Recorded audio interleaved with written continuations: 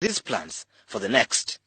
Vice President Edward Sekandi, Prime Minister John Patrick Amama Mbabazi, and his Deputy General Moses Ali are in another world, dozing the evening away, indifferent to what their boss is communicating.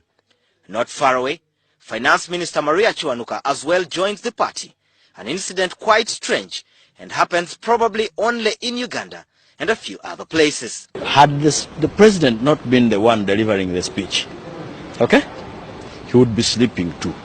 These are the men and women that the president trusts to implement his vision of seeing Uganda transformed into a first world country in 50 years' time, and as such, many are raising questions on whether the decision of these top guns in government to sleep at such a critical hour does not affect their implementation as the nation continues to boast of terrible infrastructure, miserable roads, and yawning health facilities.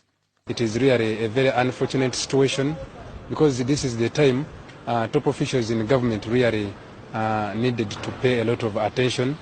The same sleeping group is the one that the president enjoys working with. They are all tired, right from the president, the vice president, etc. Those are grandfathers who should, for the few hours they are awake, be playing with their grandchildren. As political leaders, they spearhead the transactions in ministries that are supposed to translate into effective service delivery, probably the reason why most technocrats have emerged as power blocks, dictating events in the ministries. Indeed, the president at some point blamed some officials for not doing enough, citing Ministry of Health on maternal health and issues to do with NADS that the president says must be rethought.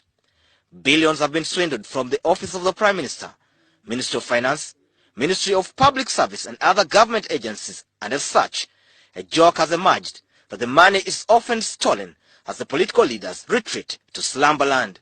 You cannot expect life to be better. One with a sleeping president, with a sleeping vice president, with a sleeping cabinet.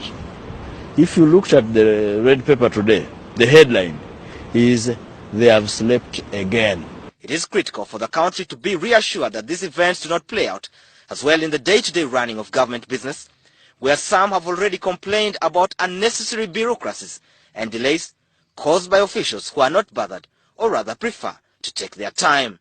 And yet, the president promised improved service delivery in the next financial year, and many will be looking out for its implementation. In any case, the resources are limited of members of parliament in the opposition. Think that Ugandans cannot understand that. You think Ugandans have not read the book of Genesis